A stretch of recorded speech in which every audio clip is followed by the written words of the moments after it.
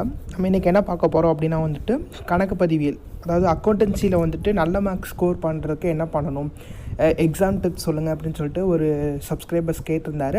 So subscribers கொஸ்டினுக்கான பதில் தான் இருந்தது. ஸோ இது எல்லாத்துக்குமே வந்துட்டு தேவைப்படும். ஸோ எக்ஸாம் டைம்ஸில் இதை கான்சன்ட்ரேட் பண்ணாமல் இப்போ இருந்தே நம்ம இதை கான்சன்ட்ரேட் பண்ண ஆரம்பித்தோம் அப்படின்னா கண்டிப்பாக நல்ல மார்க்ஸ் வாங்க முடியும். So 11th standard students 12th standard students ரெண்டு பேருமே பார்த்துக்கலாம்.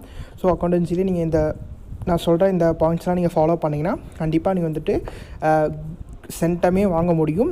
நான் சொல்கிற எல்லா பாயிண்ட்ஸையும் நீங்கள் கம்பல்சரி ஃபாலோ பண்ணிங்கன்னா கண்டிப்பாக முடியும். சரிங்களா? ஸோ இந்த சேனலில் வந்துட்டு பார்த்தீங்கன்னா அக்கௌண்டன்சி ரிலேட்டடாக exam tips, tricks, question paper, live எல்லாமே இந்த சேனல் அப்லோட் பண்ணுவேன். ஸோ இந்த சேனலை சப்ஸ்கிரைப் பண்ணி வச்சுக்கோங்க. கண்டிப்பாக உங்களுக்கு யூஸ்ஃபுல்லாக இருக்கும். இந்த வீடியோ உங்கள் ஃப்ரெண்ட்ஸுக்கும் ஷேர் பண்ணுங்கள், அவங்களும் பார்த்து பயன்பெறட்டும். ஸோ ஃபஸ்ட்டு பார்த்தீங்கன்னா வந்துட்டு ஹார்ட் ஒர்க் பண்ணணும். சரிங்களா? எதுவுமே வந்துட்டு சுலபமாக நமக்கு கிடச்சிடாது. ஸோ கண்டிப்பாக என்ன பண்ணணும், நீங்கள் ஹார்ட் ஒர்க் பண்ணணும். ஸோ ஹார்ட் ஒர்க் பண்ணுறதை என்ன பண்ணுறீங்கன்னா வந்துட்டு ஸ்மார்ட்டாக பண்ணுங்கள். ஸோ வந்துட்டு இப்போ இருக்கிற இந்த லாக்டவுன் டைம்லேயே வந்துட்டு என்ன பண்ணுறீங்கன்னா முடிஞ்ச அளவு பாதியை முடிச்சு வச்சுக்க ட்ரை பண்ணுங்கள். நாங்களும் எங்களுடைய சேனலில் வந்துட்டு வீடியோஸ் அப்லோட் பண்ணிகிட்டு இருக்கோம். ஸோ அந்த வீடியோஸை பார்க்காதவங்களும் பார்த்துக்கோங்க. ஸோ முடிஞ்ச அளவு எல்லாத்தையும் நீங்கள் பார்த்துட்டிங்க அப்படின்னா தென் நீங்கள் எக்ஸாம் டைம் என்ன பண்ணலான்னா வந்துட்டு அதை நீங்கள் ஒரு தடவை ரிவிஷன் பண்ணாலே போதும். சரிங்களா? ஸோ ஹார்ட் ஒர்க் பண்ணுங்கள், அப்போ தான் கண்டிப்பாக முடியும். இப்போ இருக்கிற டே டைமில் ஒரு நாளைக்கு வந்துட்டு ஒரு 2 hours மட்டும் அக்கௌண்டன்சி படிக்கிறதுக்கு டைம் ஸ்பெண்ட் பண்ணுங்கள். கண்டிப்பாக உங்களால் அக்கௌண்டன்சியில் சென்டம் வாங்க முடியும். சரிங்களா? தென் ஃபார்மெட் கரெக்டாக எழுதணும். சரிங்களா? நம்ம அக்கௌண்டன்சியில் முக்கியமானது அப்படிங்கிறது வந்துன்னா ஃபார்மெட் தான். சரிங்களா? படிமம் தான் முக்கியம்.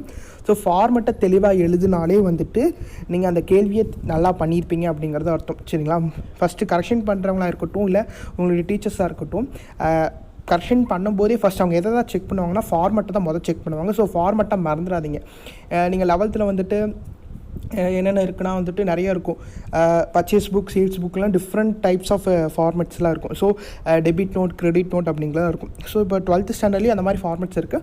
ஸோ தமிழ் மீடியம் மாணவர்களும் ஃபார்மெட்ஸை தெளிவாக படிச்சுக்கோங்க. சரிங்களா? ஸோ ஃபார்மெட்ஸ் அப்படிங்கிறது நான் எதை சொல்கிறேன் அப்படிங்கிறது திரும்பி ஒரு தடவை சொல்லிக்கிறேன். இங்கே பாருங்கள், அந்த விவரம் ரூபாய், மேலே வந்துட்டு ஆண்டில் முடிவடையும் ஆண்டுக்கான லாப நட்ட அறிக்கை அப்படிங்கிறதா ஃபார்மெட். ஸோ அதெல்லாம் வந்து தெளிவாக நீங்கள் எழுதிருங்க. தென் வந்துட்டு இங்கே பாருங்கள், 2017 மார்ச் 31 நாளோடு முடிவடையும் ஆண்டுக்கான லாப நட்ட அறிக்கை. இதெல்லாம் எழுதாமல் டேரெக்டாக ஒரு சில பேர் சமையல் போயிடுவீங்க. ஸோ அப்படியே எழுதக்கூடாது. ஃபார்மெட் அப்படிங்கிறது முழுமையாக நீங்கள் எழுதியிருக்கணும். தென் ரெகுலர் ப்ராக்டிஸ் அப்படிங்கிறது ப்ராக்டிஸ் பண்ணால் மட்டும்தான் என்ன ஆகும் அப்படின்னா வந்துட்டு அது உங்களுக்கு பழகும். நீங்களும் எந்த டைமில் அதை எடுத்து பார்த்தாலும் திரும்பி உங்களுக்கு ஃபஸ்ட்டு ஸ்டார்ட் பண்ணுற மாதிரி இருக்காது. ஸோ சம்ஸ் என்ன பண்ணுங்கன்னா நீங்கள் ஒர்க் அவுட் பண்ணி பாருங்கள், ப்ராக்டிஸ் பண்ணி பாருங்கள். ப்ராக்டிஸ் பண்ணலாட்டி கண்டிப்பாக முடியாது. ஸோ கண்ணால் பார்த்தாலும் முடியாது. ஸோ வந்துட்டு நம்ம அக்கௌண்டன்சி பேப்பர் அப்படின்றனால நீங்கள் ப்ராக்டிஸ் பண்ணணும். ஸோ சம்ஸை நீங்கள் போட்டு பார்த்தா மட்டும்தான் முடியும். சரிங்களா? ரெகுலர் ப்ராக்டிஸ் பண்ணுங்கள்.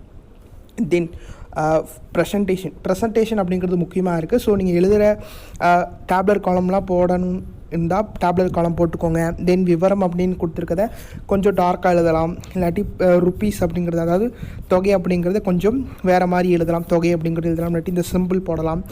தென் கிடைக்கிற ஆன்சர் இப்போ வந்துட்டு பார்த்திங்கன்னா இந்த பின்னாடி வர நமக்கு இருக்கும் கிடைக்கிற ஆன்சர் இருப்பு கட்டும் தொகை அப்படின்னு சொல்கிறோம். ஸோ இந்த இருப்பு கட்டும் தொகை அப்படிங்கிறது தெளிவாக எழுதணும். இதெல்லாம் வந்து நமக்கு ப்ரெசன்டேஷனில் நீட்டாக வரும்.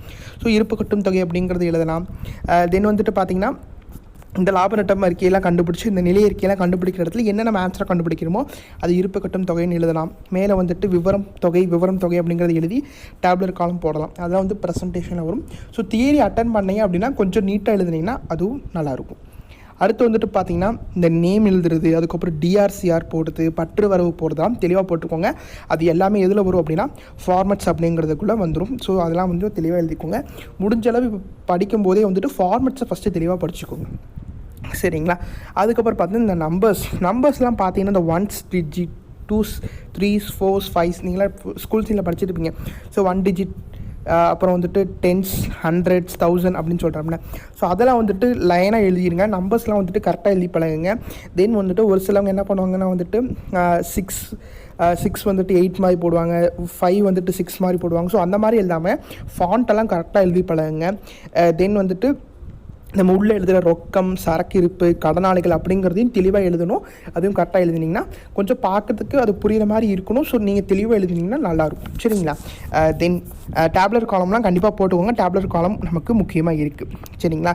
இது இல்லாமல் நீங்கள் அடுத்து எதை கான்சன்ட்ரேட் பண்ணணும் அப்படின்னா வந்துட்டு நான் சொன்ன மாதிரி நீங்கள் வந்துட்டு மாணவர் அதாவது ஸ்டூடெண்ட் ஆக்டிவிட்டி, தென் வந்துட்டு ஒரு லெசன் முடிச்சதுக்கப்புறமா வந்துட்டு டூ யூ நோ, அதாவது தமிழில் வந்துட்டு உங்களுக்கு தெரியுமான்னு சொல்லிலாம் நிறையா கொடுத்துருப்பாங்க.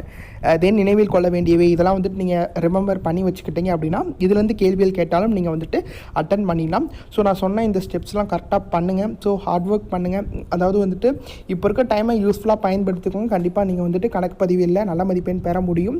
ஸோ ஜூலை 11 வந்துட்டு பார்த்தீங்கன்னா ஆன்லைன் கிளாஸ் நாங்கள் ஸ்டார்ட் பண்ணுறோம். ஸோ எக்ஸசைஸ் எல்லா சமோட ஆன்சரும் வந்து நான் வீடியோவை உங்களுக்கு அப்லோட் பண்ணுவேன்.